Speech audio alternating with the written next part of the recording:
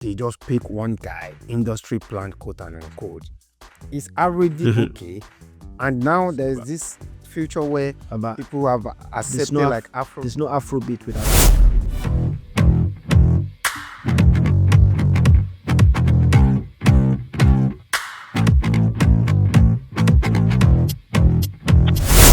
Welcome. Hello. How you doing, Ibra? Doing good. I'm doing good.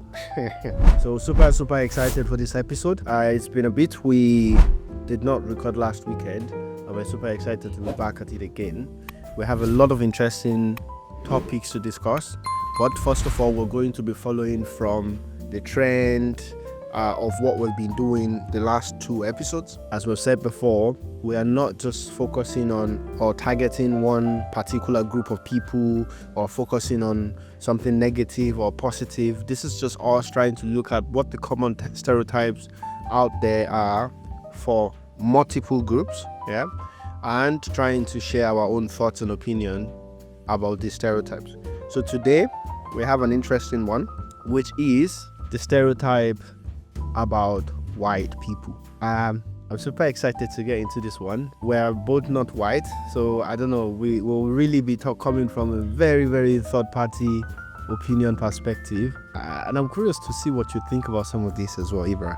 Yeah, I feel like that's the whole point, right? I mean, it's about the perspective of the whole thing, or at least how it looks from different side or from different angles and different people, right? So I think it doesn't really make any difference coming from a white person or a black person. So it's like, how do I perceive it from a perspective, right? So yeah, absolutely. And there's something about this. This is also very tailored to white Americans, and the reason it's that tailored to white Americans, I mean, I will give a bit of thought about the perspective of white Europeans as well. I mean, you can as well.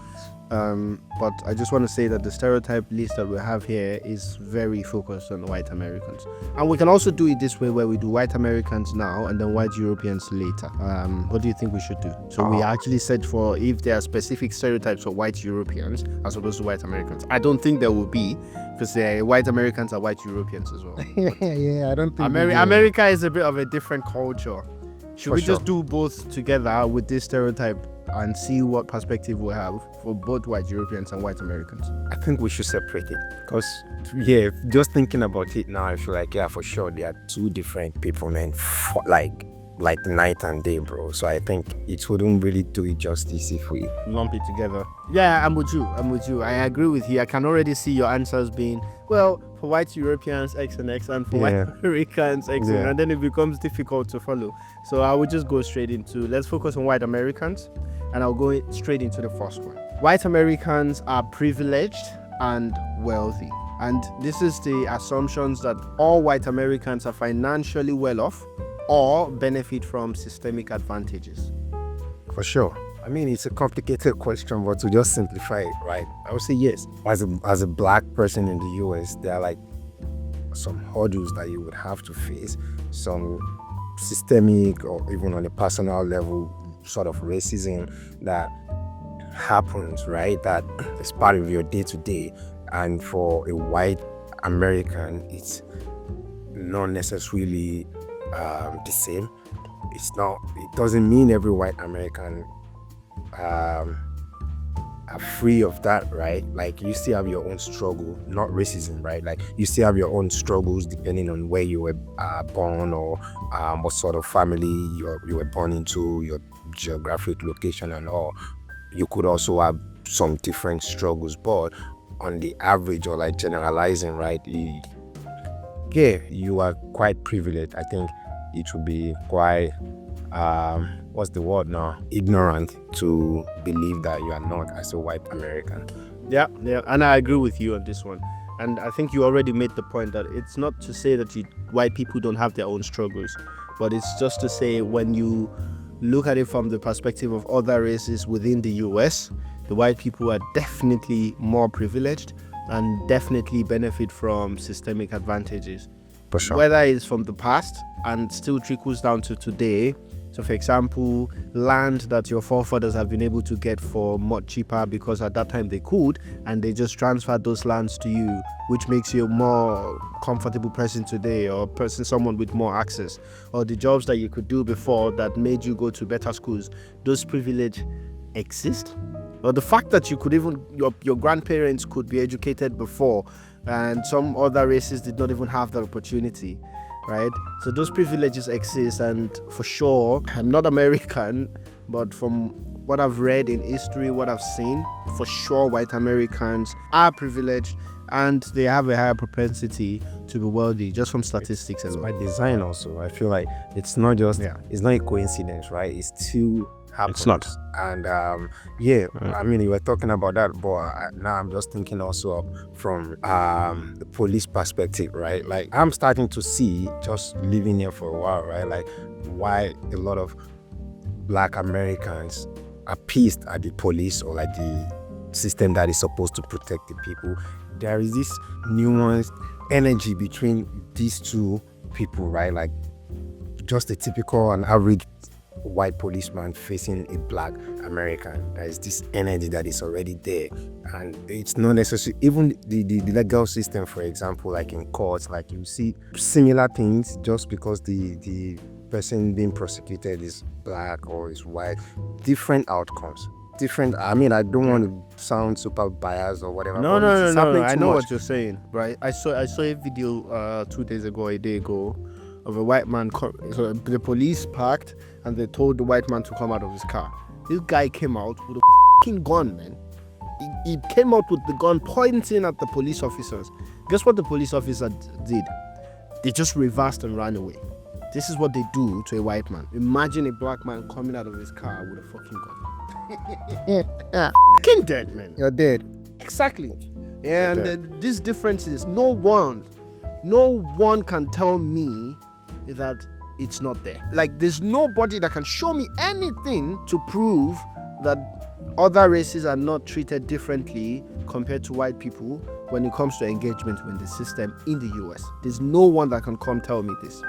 The second stereotype is white people are culturally ignorant, that they are unaware or uninterested in other cultures or global issues. I think, white Americans definitely, but I don't think necessarily it's the same for like a white German, for example.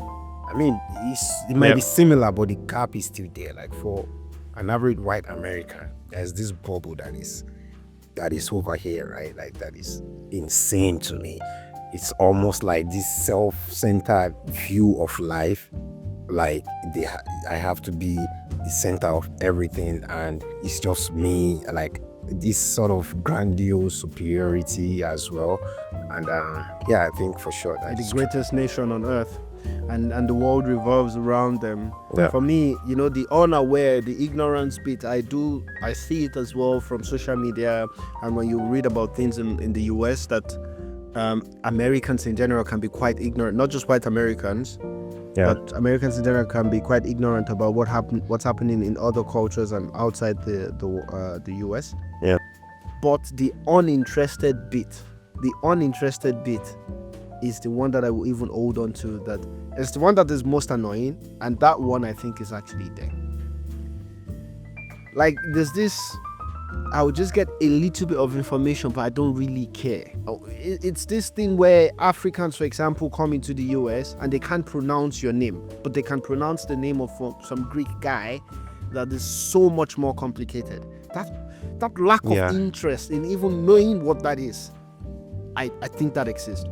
Yeah. When my younger brother moved to the US, he had to change his name from Mujib to Patrick. But Jesus, is Mujib that difficult to call? I told you the same for me, right? Like, and it doesn't do you any sort of good when it comes to your self-view, right? It's like you have to sort of change yourself in a way for people to be able to accommodate you. And before I would be like, you moved to their country, you should be able, but the idea is they should also try to do better, to at least act like interested.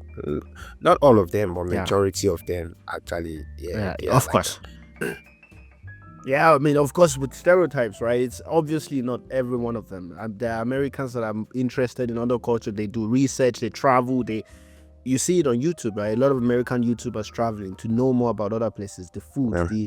Yeah. So it's not that all of them are not interested. White Americans are. It's not that all of them are ignorant. It's just there's a huge chunk that makes this stereotype a thing. And I think just what you said now, I thought like, yeah, that's the root of this, in my opinion, right? I feel like any American that hasn't traveled, and I'm not talking to Cancun or to Brazil or whatever, no, to like the other side of the world, no, like in this South American or North American sphere, right? Like they are usually like that. If you really traveled, an American that has visited like Europe to some really different places, to like Africa and stuff, like you have this, then you can see from outside of the bubble and really realize like, whoa, there's Exactly. a whole huge world. I don't think Americans know Yeah. how big the world is outside of this if they haven't traveled. It's And, massive. exactly. And the ignorance is also what drives the ability for the media to just feed them whatever. For example, China, the vice president of the US called Chinese people peasants. The Chinese people that have the largest number of middle class people in the world, peasants. Yeah. That's the vice president of the US, right? Isn't that the peak of ignorance? Yeah. That ignorance is why their media can tell them anything they want about Afghanistan, about Iraq, about China, about Africa. I mean, some of them think Africa is one entire country on its own and they speak Afrikaans or something, yeah, because, well, I was having I was having a conversation with like some two Black Americans like last year, and they were asking me how I knew 50 Cent. How I get to be able to sing in that club back in 2008. And that was mental to me, man. I'm like, what do you think is really happening back? They're like, and they gave me an answer. They told me like they never would think like I had access to like a Discman, because I told them I had a Walkman and Discman, and that's mind blowing to them, man. And I'm like, fucking hell, man. What are they feeding it's you, what man? the media tells them. Yeah. And the example that you give now, I mean, I know that we're talking about white American stereotype, but I think this ignorance of global issues is more a general American problem, yeah, that also affects Black Americans, Mexicans, Mexican American, every type of American in general that just doesn't travel as much or I haven't come from the other side of the world. So this is not specific to white Americans. It is a thing from my perspective. We might be wrong, but I think it's also a thing for just Americans in general. The next one is white Americans cannot undo spicy food. For sure. This one is like, it's more humor. Yeah. For sure. Yeah. Yeah. I mean, it's not Okay. something they have in their food, so yeah. Yeah. So the spicy hot. What about seasoned food? Because this is also a very common stereotype that white Americans don't season their food that well. Or I mean, compared to the context of, for example, Black people, Black Americans, and other I parts think of it's the world. true also. It's true It's also. also a thing, yeah. Yeah. I mean, there's this popular saying about Black people's food. They call their food soul food, for example. That's peculiar to Black people, and they call it soul food because it's like this God hits a lot of yeah, it's yeah. Okay, I mean that's an easy one. White Americans are overly patriotic, so they're seen as excessively nationalistic or blindly loyal to American symbols and traditions. Yeah, that is true. I'm not sure I think it's rapidly changing. I don't know why, but people are having divided ideas and opinions on things right now. But for the most part, I think the goal is for them to also try to have that strongly again. But yeah, they do have that. They do have this sense of nationality, sense of pride, sense of duty to the country. Yeah. I agree with you that it's true, especially because it's so true that it will blind an average American, an average white, especially white America. I mean, Black America is a separate world on their own, and other races in America. America is quite segregated by race. But white Americans especially, they are very nationalistic, and it's so true to the point that they are also blinded towards the bad things that the US would do to other countries. right? Because, well, it's the US, it's national security. It's like when the Afghan Iraq thing was going to happen, all George Bush needed to say was, this is about national security. Yeah. And everyone is just like, whoop, yep, kill them all. Hey, it's done. That alone already makes it true from my perspective. But I also agree with you that it's changing rapidly. And you can see it, for example, with the Donald Trump tariff bit, where a lot of white Americans, a lot of Americans are like, hey, pause, what are you doing? Right? And then the US tried to use the same agenda line of, oh, it's for our country. The China is the aggressor. Like, hey, pause. We know what's going on here. So I think it might be down to the fact that information dissemination is just better, It's right? Like independent now they now. have multiple sources. Yeah. Yeah. And all these multiple sources at least bring in that doubt. So this is not to say that it's an inherent behavior.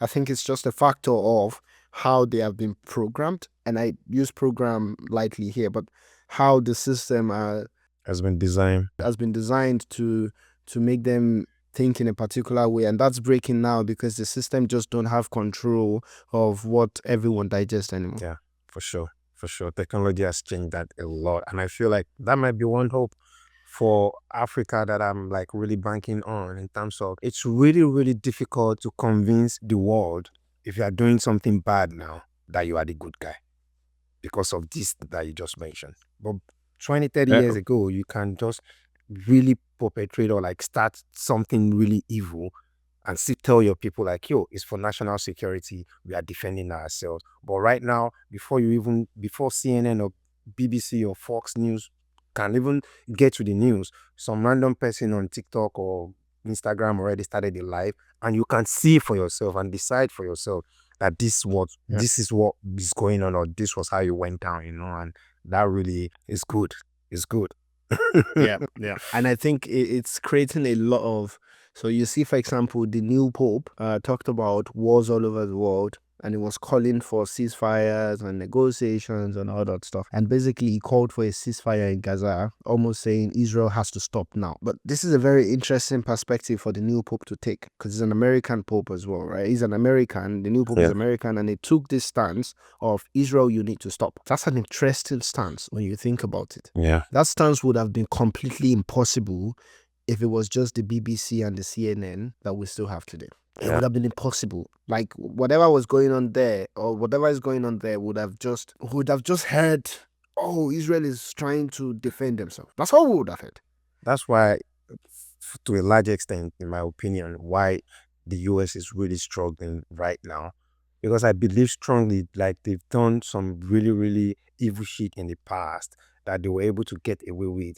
But right now, and the divide that we are seeing in white American, as we are seeing, and across like all other races in the country, because people can verify things themselves. Like before, the whole China is the bad guy, Russia is the bad. Russia, they were able to do that completely with Russia, and an average American, white, black, would tell you, yeah, Russia is bad.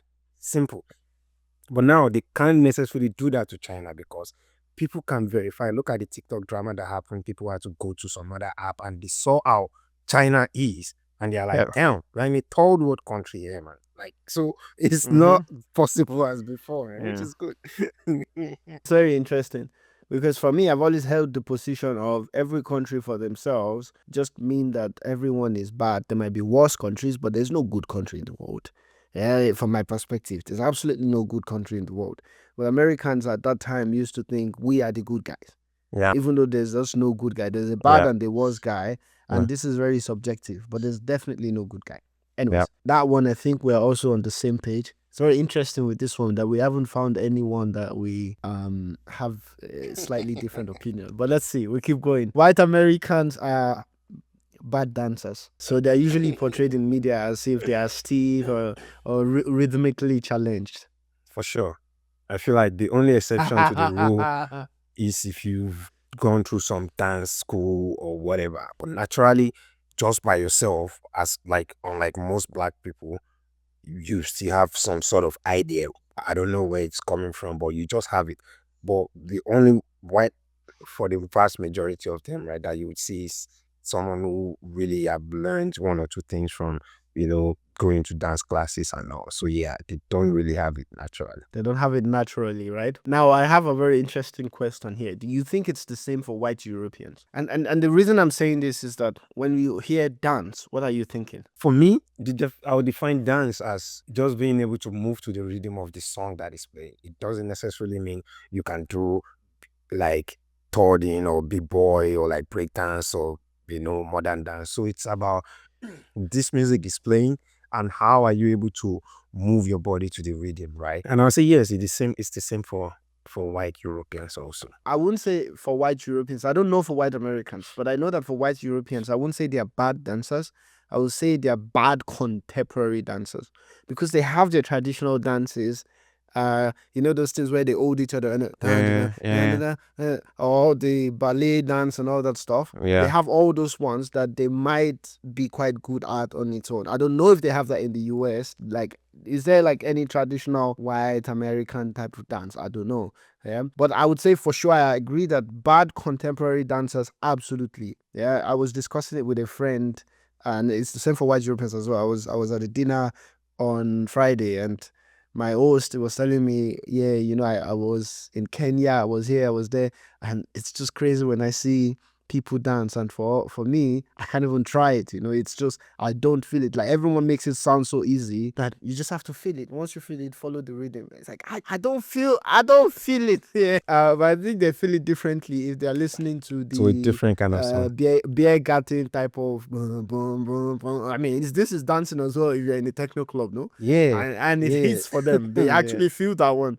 And that's, I don't know if white Americans are on that groove as well. And that's why I differentiate for white Europeans. But for white Americans, is there something traditional that you think, they're actually good at that, but not the contemporary dancing thing that we know? Nah, I think Americans are like lost Europeans, right? Technically, not like lost, like migrated Europeans. So I think they kind of lost it along the line. Yeah, I don't think if you don't do anything to sort of learn one or two things that you can have that naturally. Yeah. That makes sense. I mean, I know you want to be softer on the idea of lost Europeans, but I think that's sort of what it is because they migrated and they fully integrated. It's like calling Black Americans lost Africans. If we all trace down that route as well, it's somewhat like this. Or the whole world, they are all lost Africans. We are the ones that are still truly connected to Mother Earth and the Mother Nature or whatever like this as Africans, So you can call it that somehow. The next one, I mean, we've discussed it a bit, but this one is a little bit more, as opposed to they don't season their food and that they don't handle spicy food well. This is more they love mayonnaise and bland food. White Americans love mayonnaise and bland food. I don't really know what they eat, bro. Like I don't know. I feel like for the most part, most food here are just international cuisines and dishes from around the world. I think just a few is just what is actually particular to Americans themselves. I don't think they have something that is really coming from them. You would see a lot of here and there just to Italian, Asian, exactly.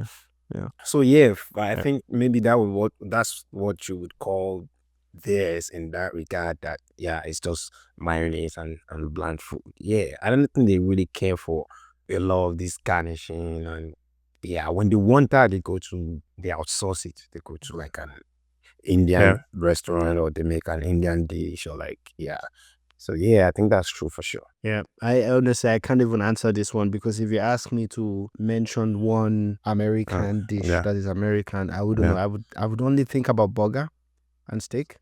Yeah. Right, but burger can be fire though, even though it still has mayonnaise. For sure, and it doesn't make them bad, like you said. Yeah, it's fire. I Yeah, enjoyed exactly. them. I enjoyed some of these. Yeah, burger is actually fire. I mean, I think burger is American, right? Because that's like a very strong. Yeah, it's not is German. burger not Hamburger. American? I don't know. I honestly, that would be interesting. It would be interesting for us to know the history of burgers. Because for me, the idea of hamburger, I think, came from Hamburg. That's what I think I read somewhere. I see. The next one is white Americans. They love to live a suburban lifestyle. So living in like the suburbs, driving SUVs. So convenience and comfort, they really prioritize this rather than living in urban areas. Yeah. For sure. I was seeing something recently. I forgot one random video on Instagram, I believe that, and it is true. The American dream is a suburban life. Is getting away from the city. And if you flip that, or we having the conversation between you and I, but I think I had this Yeah. recently. Yeah. So like I'm in Europe, for example, for a white German, I think it's like luxury to be able to live maybe in the city center or around that. I mean, maybe the extra wealthy or the extreme wealthy also want to be away from the masses as possible. But for sure, yeah, for an average white American, the dream life is to live in the suburb and have this, bro. This has been on my mind for a while, man. I think we discussed this also. This idea of huge trucks. It's mind blowing. I don't know why, but now I'm starting to see the appeal actually. But it was hitting me in the face when I just moved here, man. This bro, you'll be in traffic and the next lane to you, the size of the tire is taller than your whole vehicle. You are staring at the tire like, and it's like this. It's mental. You're like, Oh why my do you goodness. need this? So that, yeah, I mean, from what I've seen as well, from Hollywood, from what I've read online, it seems like, because I mean it makes sense. And that, for that one actually, I like the idea that, so maybe if you compare it with other races, white Americans, they're quite family oriented. They want this big house where the whole family can stay. They want the big vehicles that contain the whole family. Let's just be comfortable and convenient in a small, calm area, and then maybe we'll walk in the city. Not necessarily let's live in the city and, um, all the noise and party as hard as we can. I think that's true, actually. I think that's true. And it's a chilled life, man. It's a peaceful life. Oh, it's mad chilled, man. I mean, convenience and comfort. It's mad chilled, bro. The next one is white American is politically divided. So basically, that when you think about their political ideology, you rarely find a white American in the middle ground. Of course, they exist, but majority of them are either super conservative or super liberal. I think about this one, I'm not so sure. Because now I'm thinking about what we discussed previously, like earlier. I don't think they are that divided. I think the core of it is they are still having this same strong sense of ideology that is white above all. That's how it seems to me. And they are really struggling with that lately. But the goal is to like get each other to still be on the same page, but they are struggling to figure out how. But the goal is not different. If that makes sense. Yeah, I hear what you're saying. I also wanted to say that I don't think this is it could be there's a split, but I think the split is more around, from statistics from the last election, for example, there's a bigger divide between gender. I don't know if you've noticed, like men are quite conservative these days and women are quite liberal. So black American, black men, black women, they voted along the same lines. But white men and white women, they actually voted in different groups. So white women tend to vote more liberal, Kamala Harris, and the white men went Donald Trump. So I would say from that perspective, they are divided, but I don't think that's a stereotype that would have held true a few elections back, for example.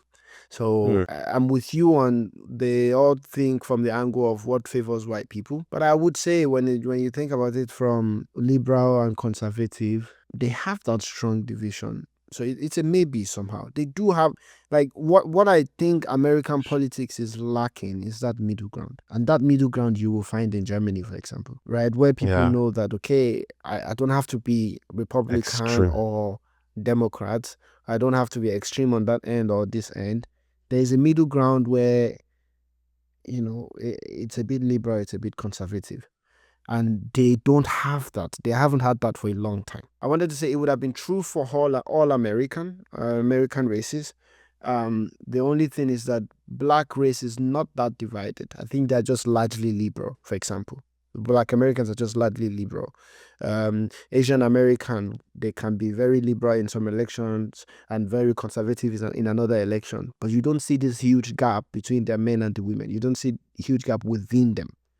It's only white America where you see this huge difference within them. I would argue differently though about the black Americans being liberal. I feel like the problem is most a lot of Black Americans that are conservative, they can't really come out and be public about it.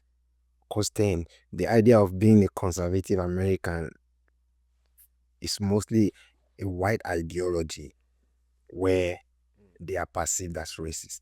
So it's almost like, even though I agree with all these narratives, but I can be on the side of the people that sort of have oppressed me, or you get what I mean. So it's like, but it's really Mm-hmm. changing. I see a few YouTube channels that are like a lot of Black Americans that are following some of these guys that are really, really strong conservative guys and have these conservative ideologies, and you would see a ton of Black Americans also there. And that, for me, that's why I'm again like, I'm not really sure, because they have a lot of them, but they really can't say it until like now that a lot of them are popping out publicly. It's like coming out of the closet, for example. Yeah. I mean, I get what you're saying, but I would still argue that majority of them are still along the same line. Those guys that still pop out are still outliers. I think it Mm, takes a level of intelligence to even see, not intelligence, sorry. It takes a level of checking what you are actually supporting to even be able to move to the other side as a black American. Because there's the way, for example, the liberals, the Democrats, there's the way they paint their engagement with black community, that on the surface it almost seems like it's the one that favors the black community the most on the surface. So you really need to do a lot more self checks. I cannot believe that majority of black Americans are able to do that, because it's just humans in general. It's one of the shortcomings that we have. I think it still goes to that gender difference.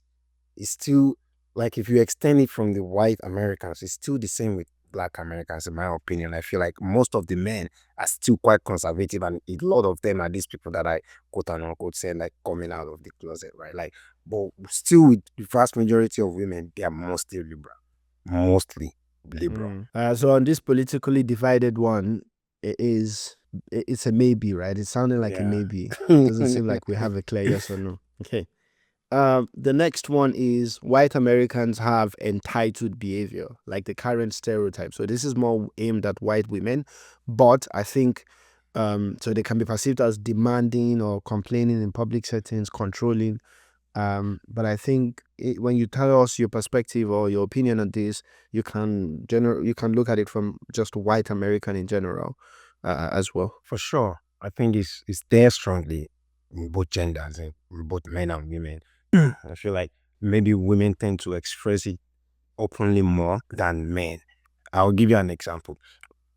With a white American man, if he's not doing well in life, if he had to somehow work, quote and unquote, an immigrant's job, you can tell. I know people who have worked like in warehouses, or like do some jobs that are not really white collar jobs, and are not, it's an expectation of like, this is not a white American thing. It's passive. It's not something anybody's talking about, but it's something that I've seen.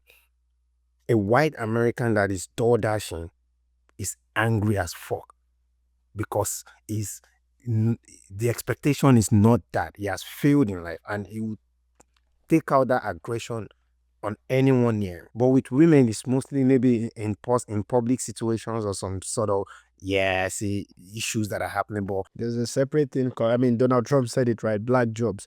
And it's this exactly, entitlement. And in exactly. his head, black jobs are the lower class jobs and stuff like that. And white people are just entitled to the best jobs in the Office society. job, I yeah. mean, going off exactly going off with your example. And I think the thing with the Karen as well is like when you're in a nice neighborhood, for example, they'll be like, "Oh, what are you doing?" I've seen so many videos of them asking other races, mostly black Americans, to be honest.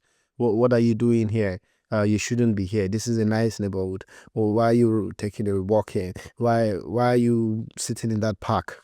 Right? There's this entitlement, and it's just I've not seen any other I keep saying race, but I'm trying to figure out a better word to do it. I've not seen any other group of people do that. Only white people. I've not seen any other group of people do that, where they feel like it's my right somehow to be able to control what goes on in this public space. It's the entitlement. It's the sense of ownership of like, yeah, I'm white and yeah, I own this space. Exactly. Sense of ownership is also, it's not a bad thing, but sense of ownership to take care of things. But then when you start now influencing how other people interact with those things, so that it's just in your own way, or whether you like it or not, because it's okay when you see someone pooing on the park or something, you should call them to, nah, you cannot do that. And I'm sure black people will do the same as well, right? But then I'm just taking a walk and you say I shouldn't be here, or that's now a different type of sense of ownership. It's a big delusional type, and I've not seen any other group of people exhibit this type of behavior outside white America. For sure. I'm just thinking about the situation that I was in. So I was in this neighborhood, and it's predominantly like white neighborhood. Is a wealthy neighborhood, and when it's wealthy, it's mostly white. And I was driving past, and I think the cops saw me like one of the traffic whatever that they just park around to just and it was chasing me. It didn't chase me like a patrol cop, right? Yeah, it didn't. It was trailing me. It was following me for like 7 minutes, and I told someone I was new there, and the person told me like, yeah, I was just running my plate and seeing the kind of, and the only thing I did was to just drive past a particular neighborhood. When I told the person, I was like, oh, that's like extremely white neighborhood, and it's not like average rich people, it's like a wealthy neighborhood. So they get extra security stuff and extra profiling of. Exactly. Imagine me having a house there now. I would definitely most likely get into those kind of situations somehow. It's like, how are you able to live it? I've seen videos of someone bought a house in a predominantly white neighborhood, and the neighbor came and it was literally inviting them, like, I would just move in, and the neighbor called the cops on his own property. Because no, we don't have people like you here. So yes, I think that's definitely a thing. Of course, it's not all white people again, but for sure, this stereotype is a very tricky one. It's not even the majority of white people that are like that. I think America has so many groups and a lot of black people and a lot of there's a lot of mixing as well, even in the US. Like you know that there are black people here, there are Asian people here, there are Mexicans here. I think it's just that it only happens with that group, with white people. So even if it's just 1% of a particular group, it's 1% of white people. Now, the last stereotype here is that white people actually carry out cultural appropriation. So they will adopt elements from other cultures without understanding or respecting their origins. Is this true or not? From your perspective? I don't know, bro. I feel like it's definitely true. I don't know how I feel about it. I mean, the word, I don't know what it actually, maybe it's a good thing or a bad thing, if that makes sense. So I'm not sure if the appropriation word is like, do you think appropriation is like cultural appropriation? Honestly, if it's cultural appropriation, I don't think anyone can control take away your culture, or you can't. No one can take away your culture.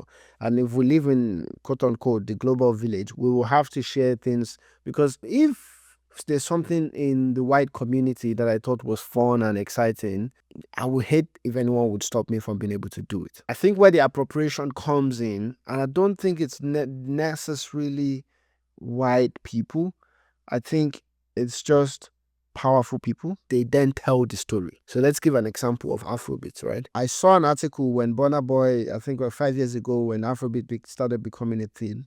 I remember we saw an article where they attributed Afrobeat of taking things from hip hop and this and that. Do you remember that article? Was it 5 years? It's not up to 5 years, man. It's like 2-3 years ago. Oh, maybe like 4 years ago. I think it's more than 3 years ago for sure, where they wrote this article, but that wasn't a white person, right?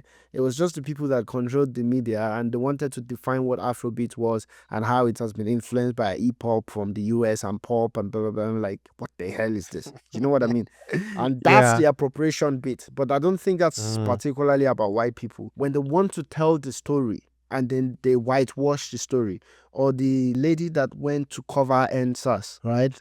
And then she claimed that she coined the name NSAS. the NSAS protest in Nigeria, she basically said she coined the word NSAS. So if someone says, we coined the word Japa, and then they write it this way. Of course, you see that a lot of white people do it, and that's because they actually work for most of the powerful media. But I've also seen from, for example, Black Americans, because when you then still look at the entertainment scene, I mean, Akon is African, but he spent a lot of time in the US. Akon just came out recently trying to take credit for the growth of Afrobeat. Bro, I saw that, man. I was like pissed, man. I'm like, what are you talking Yeah, about, bro? exactly. It's like, oh, he did something for Whiskey, P Square. The time he started engaging them, P Square, the band, they were even at the They were deep already of their career. blown. It wasn't even Yeah. exactly. It wasn't even the peak of their career.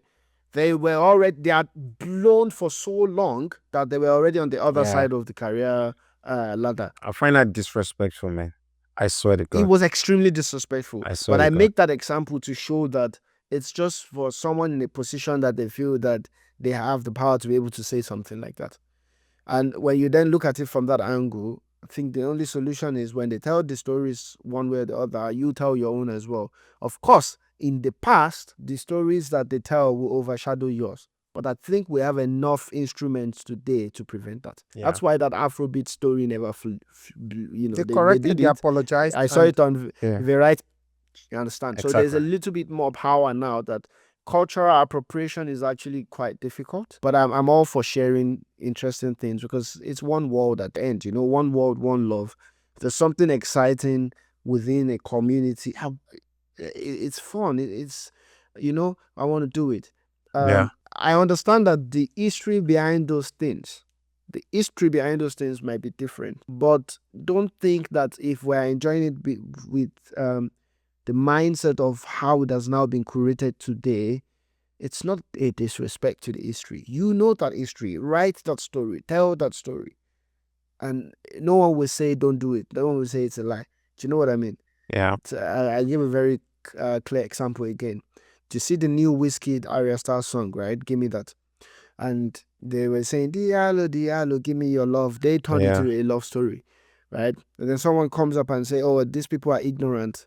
That story from the original song that they sampled was actually about some deaths or some crises in some area. Yeah. And like, I get that. But the point of sampling is not to sample the whole thing, right? That story happened to that person and they created such an amazing thing that could be sampled by someone else. But that someone else can use it in a way that it fits what story they can tell, their own story as well. But it's not a disrespect to the previous story. And this is the interpretation that I would give. Yeah, I feel like for sure it's just quite challenging. We live in a global world now, and I think this is not going to change because we have different relationships to these cultures that are being appropriated. For example, like I mean, because you were saying, I'm like, yeah, for sure, I agree with you. Then I'm also thinking about some things that are personal to me that I feel like if someone else try to change the meaning or try to work with maybe artistically in a different perspective, then I might find problematic. And I was thinking about like a lot of Black Americans have issues with cultural appropriation because usually they have some strong emotional ties, usually maybe not also positive to these things that a lot of white people are trying to make cool. And for me, maybe because I'm not really attached to the emotional bit, I find it cool. I'm like, okay, yeah, they are just, everyone is using it if you feel proud. I'll challenge that a bit because I've also seen a lot of instances where Black Americans now project that and try to make meaning of a white person doing something African.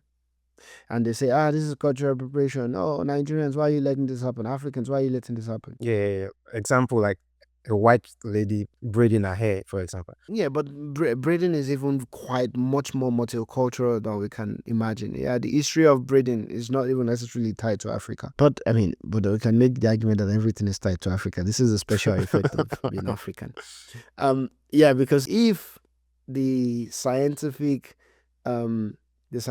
point development of human race The and Homo evolution of sapien it, is true, then evolution, everything is tied to Africa. But the thing is that projection is happening, and I'm seeing it happening with a lot of stuff as well, right? And I agree with your argument of if someone genuinely tries to change your story, tries to pick what you have a very strong emotional connection to, and then put a twist to it that is super extreme and also maybe impacts the original story, it's worthwhile to call it out and say, keep in mind that this is the original story, so be careful how you use that. It's like, let's say Agbada Yoruba, white people want to start wearing Agbada, and they decide that Agbada is a nightgown, and then they want to make it into Agbada is really just a nightgown, it's something you can call and be like, pause, this is not the thing. Wear it as a nightgown, but you cannot define it as something that they wear to sleep. Right? You are using it wrongly. Or then they call it a nightgown and then they see us wear it at a party and someone says, why are they wearing nightgowns to parties? That's where the problem exists, right? I've seen some of this appropriation claims and I'm like, see, don't use. Sometimes it's even negatively impacting the people that are claiming this appropriation. Most times, actually. What you want is that thing to become bigger so that your people can benefit bigger from it. They can benefit more from it. It's like now that Afrobeat is become a thing, and then people start to, of course, there's something to worry about, but I think it's more work that we need to do internally to maintain originality, right? This is the worry about Afrobeat. But Afrobeat going international and even white people trying to sing Afrobeat is not necessarily a bad thing. That's what has made our industry so big in Nigeria now. That's what has made people like Burna Boy. Let me ask you a question. I mean, we've discussed this before. I want us to discuss it on the pod. So then what happens when sometime in the future, the biggest Afrobeat artist is like a white Portuguese guy or German guy or a white American guy? How would you feel about that? So I think this switch has happened with some music genre.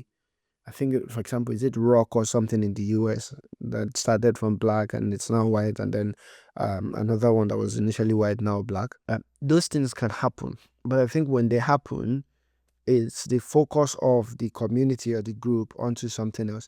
I think the scenario that will make a white Portuguese or a white American person be the number one artist in Afrobeat, for that to happen, many things must have happened. But for sure, that person must really be one of the best. And my brother, if they are one of the best, they are one of the best. I think that is true. I don't think so, actually. Like, the biggest Afrobeat listeners are still Africans.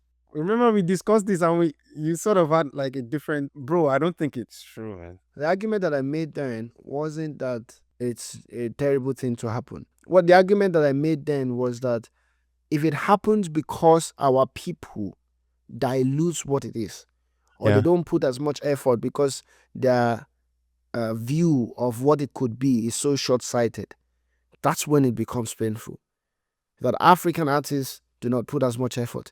African artists do not keep originality, and then they take it over from us. Because what will happen is we might find an African artist moving more towards the hip-hop line, and then a white person from Portugal actually makes original Afrobeat. In that scenario, bro, what has happened has happened. That's the one that I had an issue with. I had the issue with the trajectory that could lead to that kind of outcome, being that African artists are not doing enough. That's what I had an issue with. For me, my angle is different. I feel like I see your point, right? For sure, very valid. I see a different angle where all your factors and criteria you've put in don't really matter. I see another scenario where it doesn't matter where or what an African Afrobeat artist is doing. Just the way the music industry is designed, they just pick one guy, industry plant, quote and unquote. It's already okay. And now there's this future where people have accepted there's no Afrobeat without Africa. They should do a Grammy award and say the best Afrobeat artist is X and X. That's their own Afrobeat. There's no Afrobeat without Africa. Any Afrobeat right now artist you can will argue have to that be accepted. There's no Afrobeat without black listeners. There's no Afrobeat without African listeners, not just black listeners, without African listeners. If they do their industry plant, from the instrument itself, the instrument will still have to pick someone with African ties.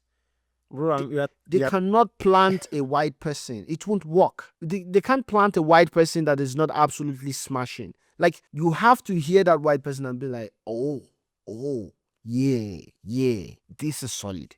Let me finish. And if So they're solid, they're solid. But go on. Yeah. I feel like you are still accounting for now. What I'm imagining is a future where the market size is global. Everyone loves Africa, and it doesn't really matter at that point if you're an African, if you're non-African. The white Western market is already huge. I see this happening. A close example would be Eminem's situation right now.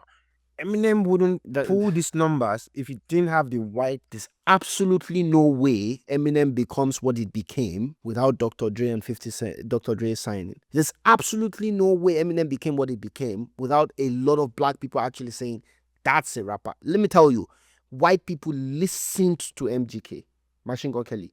Oh, they supported him even when he stopped rapping. But because he never got black acceptance, there's no rap without black people. Get all the best rappers, white. There is no rap without black people. And that's why Drake will always have to remind us that, look, I'm black. I think that's the perfect example. Exactly. And for Afrobeat as well, it's the same. If white people alone listen to an artist, an African, no African, like Don Jazzy says, that's a great artist, and maybe half or 3/4 of Africans say, okay, you know what, we actually rate that person as a good Afrobeat artist, it will just not be Afrobeat. They will be given the award in Russia and whatever, and it will just not be what, like, there will just be this little corner of, Afrobeat is still this what is coming from these people. Fan base. Yeah, I think that's the Kendrick Drake situation, because Kendrick had the core fan base of like the people that can say this is hip hop, this is rap. Yeah, exactly. And keep in mind, bro, for Eminem to be at that level, Eminem literally almost. I mean, a lot of white people would even argue that Eminem turned on white people when he made that song about Donald Trump in his first round. Do you understand? That's the only way, because there have been white rappers that just couldn't go that far. And Eminem acknowledges that fact as well. Yes, I got big because I could expand the market, but Eminem would have not been considered a rapper if he never got a lot of black fans in the first place. And then there are many people rapping. 21 Pilots. They rap, actually. Oh, they're a lot. They sound quite like Eminem. Yeah. Logic. But you see that they're not considered rapper at all, right? I mean, Logic is even still accepted in black community, so it's respected as a lyricist. 21 Pilots, they're a band, but they make a lot of rap music. But you just won't hear them in rap because this is not black people listening to them. And white people listen to 21 Pilots like crazy. So it's absolutely important that a part of the community accepts before that kind of thing can happen. Like, I'm telling you, even if it's industry plant, the white guy that will become number one Afrobeat guy, it will be so good. We'll think of Burna Boy today and feel like, nah, Burna Boy, nah, you're playing. That person will have to be that good. Yeah, I know. Because you know what it takes to be looking at a white person. And they cannot do it in only English. They have to do it with a bit of Yoruba, a bit of Pidgin, a bit of Igbo or something as well, Hausa, whatever. Yeah, that's true.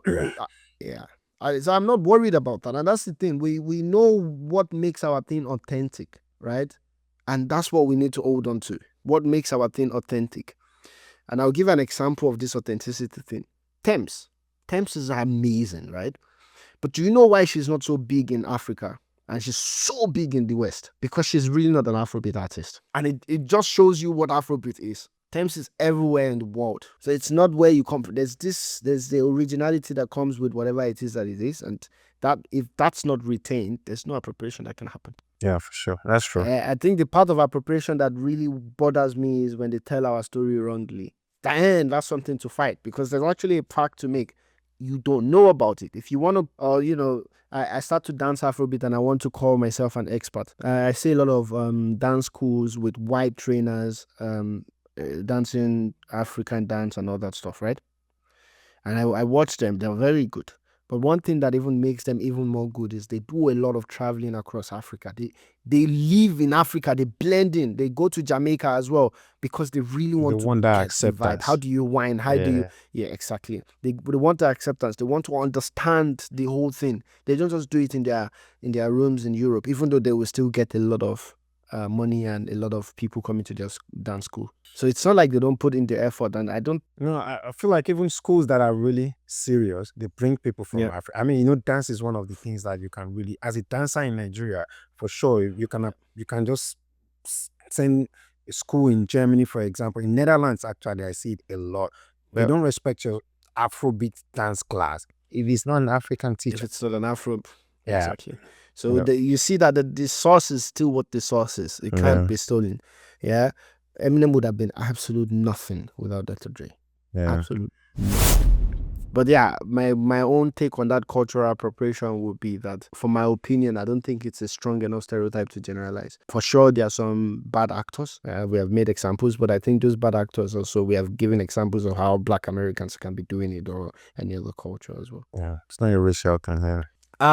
So that's it for stereotypes, guys. Do not forget to like, comment about your opinions on this as well. Of course, remember, what we're saying is really just our opinion, and it's not about right or wrong, as we've always said. So feel free to share your own thoughts as well, and we're looking forward to further discussions in the comment section. Our next topic on the agenda now, it's actually, this came to me from a YouTube video about people moving back to Africa, right? And it's like, well, Africans can move back to Africa. There's a way you can navigate the system and get something set up and all that stuff. But I asked the question to myself, what about Black Americans? Right? Black Americans, people still say, look, you're Africa, go back home. Go back home, try to find yourself in Africa. And I kept on asking myself the question, what would they find? What is actually waiting for Black Americans in Africa? Should Black Americans consider genuinely relocating to Africa? That's a tough one. I mean, this is a huge topic in the US among Black Americans for sure. It's a divided thing where some people consider themselves Africans, other not. And I would argue that, yeah, I think they are not necessarily Africans. I know Nigeria, for example, a bunch of Black Americans moving to Nigeria. I'm looking for the word. For a vacation, right? It would be fun. We would welcome you. Would be nice. Would be. But I don't think moving back permanently to Nigeria as a Black American would. I don't think that's gonna end well. I know Nigerians can be quite proud and arrogant and cultural, really cultural. Yeah, I think over time you would see the gap, that it's a lot, like the difference between where you are coming from and where you've moved to. And I don't think it's necessarily about the acceptance, but maybe you just integrating would be quite difficult. Let's see, there is a case going on in Ghana right now. The government is doing something for Black Americans, like move back. They give them land, And like giving this. them the citizenship directly as well. I think Michael Blackson already got. I mean, Yeah. Michael Blackson is Ghanaian, so- not a good right example. Yeah. It was he actually is an immigrant that just got American American green card. citizenship. Michael Blackson is not the right example, but I mentioned his name because it was actually I at think the Dr. event Umar. where Dr. Omar was there. Well, And Michael yeah. Blackson was at the event as well, where they Yeah. actually gave them Ghanaian citizenship and say, come back, we'll help you settle and all that stuff. I'll see how that goes.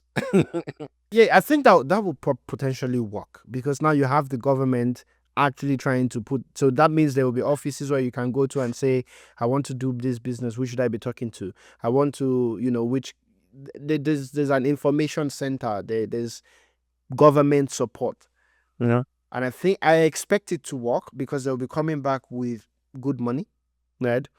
If you decide that you want to move back to Africa, you will come back with good money, or you actually have a very good certificate, you have studied something good in school where you can also get a job and you'll be quite competitive for the other skills that you possess. But I think it's going to be very, very difficult without those kind of government interventions to help them settle. Because unless you still have family members that will help you navigate those areas, not as a tourist now, but to help you navigate as someone trying to settle in, it's going to be quite challenging. And in all honesty, I understand the Black Americans that say at this point they're no longer Africans. At what point would they stop being Africans? You know what I mean? They are really just Americans. And because the American system is different, I think if it would be 100% difficult for a white American, for example, to move back to move to Africa and maybe move back as well. I like to make this joke always. Um, but if it would be 100% difficult for a white American to move to Africa, I think it would be just about 85% for a black American. It wouldn't be as seamless as people want to make it seem, right? Because there's that huge difference, cultural difference, and all those things that they will have to endure. So it will be similar to us trying to relocate to the US or Yeah. to Germany, to Europe and stuff.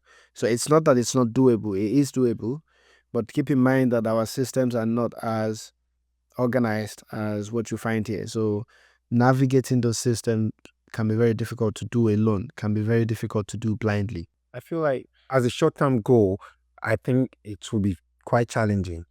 But on a long-term perspective, right? If you're thinking as a if I was a black American now and I feel like, you know what, I don't want to raise my kids like in the US or whatever.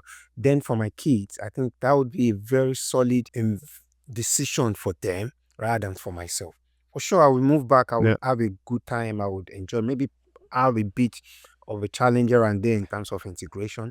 But for my I kids, think even in I the think long run, even in the long run, the integration, yeah, you would. for you personally, it like in the long run, you blend, you become so That's what I mean. African, Yeah, it will work. you just Yeah, enjoy it. Yeah. yeah, that's true. Maybe that's the thing that people should keep in mind, that there's that initial phase. Yeah. There's also the relocation to find yourself. So not I'm relocating finally, but I'm going on this long-term tourism to actually engage with people back home and learn about the history, learn about the culture. I think that one will be much easier because you also come a bit more prepared. You can actually reach out to agencies that will help curate the experience that you need to have. But if you want to settle down and be like, okay, I'm here, I want to work here, I want to get a job here, I want to do business here, it's challenging even for the locals, like because of the system. It's challenging even for locals that relocate for a few years. You go back to a system that you have to adjust to again, so not to talk of people that don't know anything. So it's not that it's not doable, it's not that they shouldn't do it from your perspective as well, right? It's just that keep in mind that it won't be as seamless. There will be a bit of challenge here and there. Maybe this is the case for anywhere else as well. It's better when you have people already there, but if you don't, it's better with countries that actually has government interventions to help you settle like that. I think Kenya, Ghana now, Rwanda, South Africa probably has something that allows that to be easier as well. Nigeria can be tough, yeah.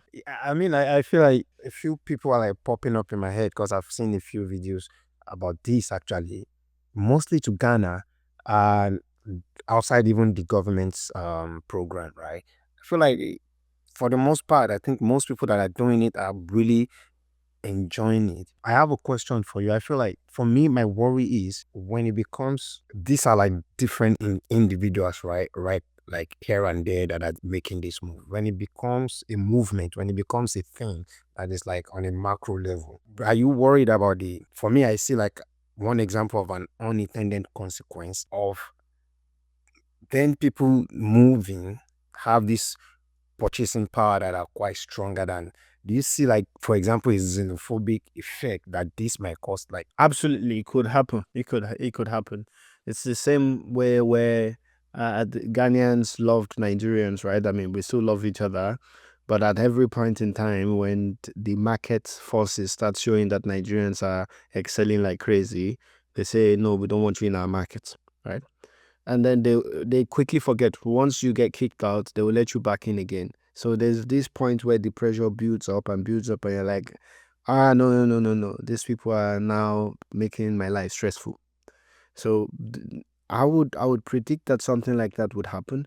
In my own head, I'm just thinking maybe the challenge is when they relocate, are they relocating with the idea of they are still making money from the US or from Europe or from anywhere, from the other part of the world yeah, to spend in Africa, or they want to relocate and try to build a life in Africa?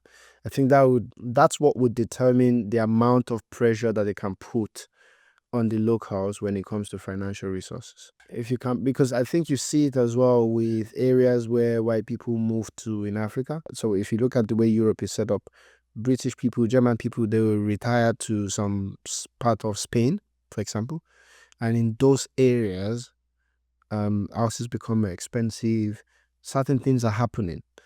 And I know that, for example, Spain, they changed the tax laws on these houses and how you can purchase it and all that stuff to protect the locals.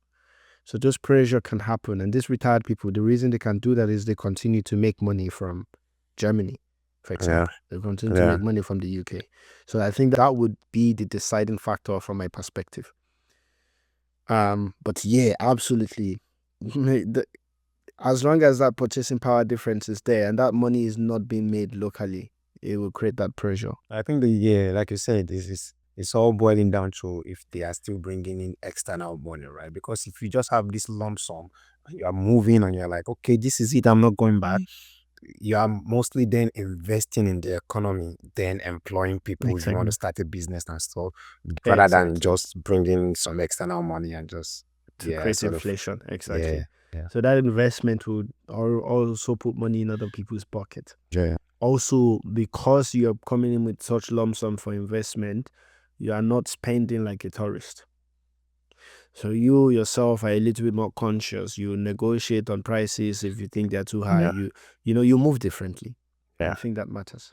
So our conclusion is basically that there could be something for Black Americans in relocating to Africa, but of course with the caveat that it might not be as seamless at the beginning, but it would for sure be a better place and to improve as time goes on. Of course, there are other things to be careful about, which is potential xenophobic reaction to this, and then without integration, creating a segregated society. Yeah. And all the other things that we discussed. That was interesting. The next topic is, do Black people turn on their own too quickly? And I would like us to discuss this with respect to two groups of Black people. The one is Black Americans, and the other one is Nigerians. For Black Americans, I feel like, yeah, for sure. I've seen it happen a few times, and I would definitely say yes, they do that, and I find that quite sad. I might be quite racially tuned right now with my response. What I would prefer in a world that I see around me is Black people defending it, not really defending each other. It's like if you can't really say anything logical that is emotionally detached, don't say anything. And if you have to really go extreme on bashing another Black man, regardless of what the case might be, I would say don't say anything. Someone commits a crime, is already being prosecuted and stuff. Like, let the courts decide. You get what I mean? Don't interfere. Don't, because I feel like if you look at like white people, they don't really do that. It happens here and there, but they don't really, like, it's already being managed. You just go on with your life. Don't, you go on all these platforms, you hear, you see things, and it's quite sad. Like, I get it. Maybe it's the most evil demon in the world, but don't add to that. It's already a lot of struggle being a Black person in America or like in the West, and to then do all these things. Yeah, for sure. I'll say, yeah, that is true for Black Americans. And for Nigerians, I mean, we are all Blacks there, right? I feel like it's mostly then it's a rich people and Black people and poor people situation. It's like most people just hate, and it's the same everywhere. Just hate rich people, right? It's like for a rich man just going down, it's like, yeah, fuck you. And I think it's partly true for Black Americans also. It's like, it's Black, but it's also really wealthy. It's so fucking, man. I don't care. I see. I mean, but from my own perspective, on the Black American one, I think I've seen what you said, and I agree with you. I think if you cannot be logical, do not say stuff that negatively puts pressure on your society or someone from your community for just the of it, right? Try to be logical. If you find yourself in a situation where your logic is even bringing you to the point of negativity, keep it short. I try to think about it, that what could be the reason for that turning on your own person to be happening. I think it's this Emil Simbe type of mentality.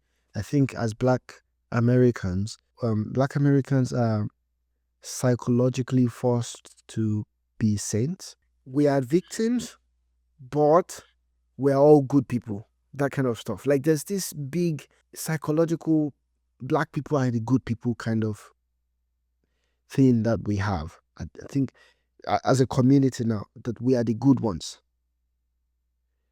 There's that thing, I think, that I don't know how to describe it. It's Self-righteous. also very this is self-righteousness. Yeah. It's not that Yeah. we are good or bad. I'm just saying there's this self-righteousness that we want to show.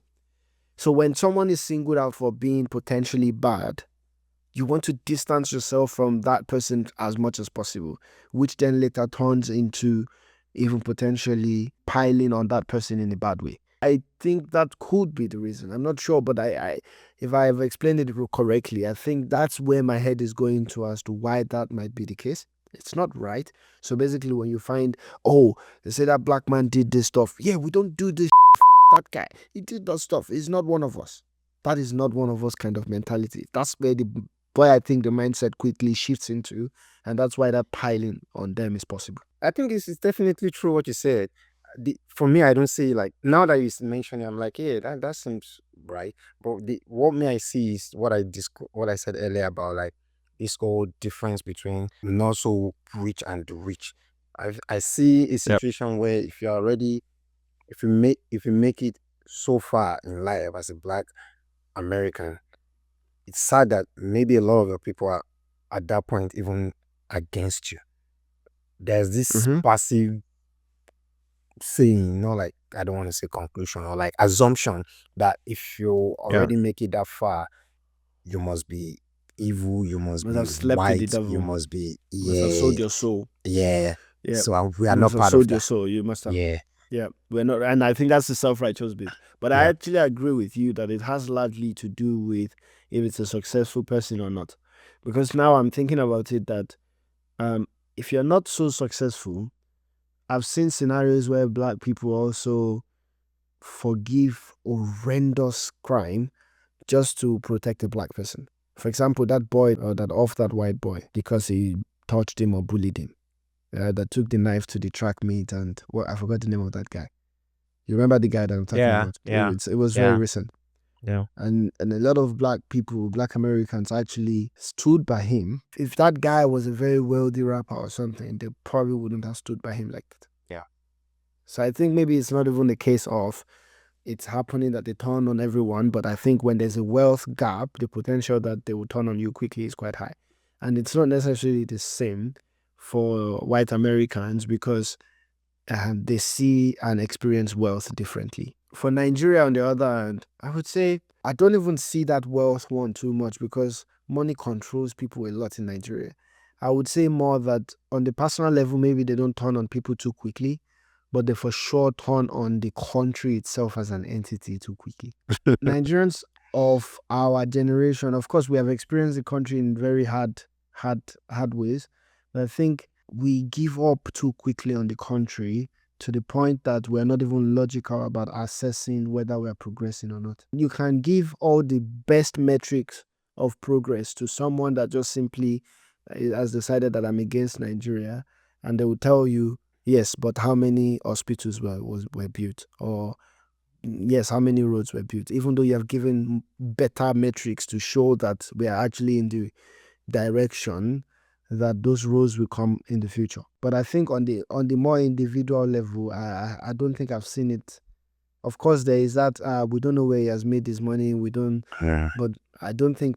I think Nigerians actually quickly turn into what else I say like that happened to that person like that. I mean, Yeah, right. I think for the country, towards the country, man, nobody really, we don't have high hopes like that. Yeah. I think we're too quick because we were talking about it recently. How long has Nigeria been Nigeria? It's still so young as a union. I'm not even talking about democracy. I'm talking from amalgamation, right? Yeah. And we're not that far behind. Yeah. Like people make it seem like Nigeria is absolutely the worst country in the world. This is absolutely not true. We're not even mid-range. When you look at the whole world, Nigeria is still above average. Look at the average status of the world. But no one is seeing that every Nigerian, of course, we should want more and all that stuff. But I think we have to be logical and reasonable about what we think is possible. It's like when we get a new president, and then from week one, someone is already asking the question, "What has he done?" You're expecting some sort of miracle, man. Like, yeah, he has to fix everything now.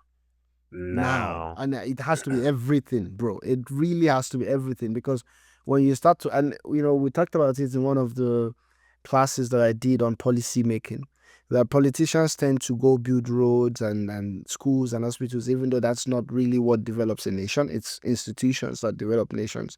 But politicians tend to avoid institutional growth and institutional development because the next election won't be based on how strong is our institution today. The next election will be based on how many roads, how many hospitals did you build. The next election will not be based on how much debt you have cancelled, right? How strong our financial status is. It will really be based on how many roads, how many hospitals, how many buildings did you build, right? Because now the current administration in Nigeria is seen by most Nigerians as an absolute and utter failure. Yeah, because of course the suffering increased.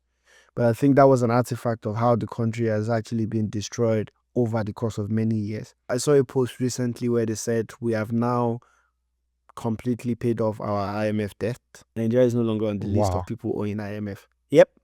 Oh, that's some massive feat, man. Yeah, this is the reaction that you would expect. But I looked in the comment section and people were like, you're not talking about that debt from 2023. This is not true. How many hospitals did you build and stuff like that? And I'm like, That is insane. oh no, he borrowed the Man. money from World Bank to pay IMF. Imagine a situation where the next president comes in now, do a bunch of high service with some newly acquired debt, and he's the best president ever, man. Yep. The logic is not clean. And then the next president have to come clean up. And while cleaning up, he won't be able to do all those schools and blah, blah, maybe not even be able to maintain them.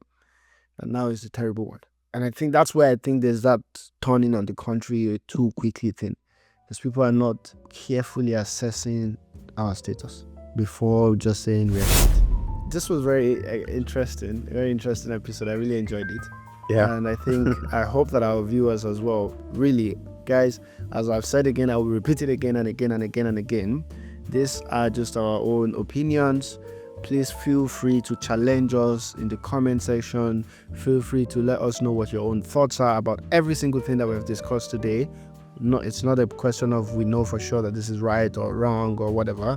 And so we're looking forward to our continued conversations. It's been happening a lot, and we really appreciate you guys that are interacting with our posts in the comment section. Let's do more of that, and more people, please come in as well. We're on every platform: Facebook, YouTube, Instagram, TikTok, Spotify, Thread, Twitter. We're on every platform. Do not forget to like, subscribe, follow us, and we look forward to more conversations like this. Peace out. Peace. We're not peace, nigga. Cheers.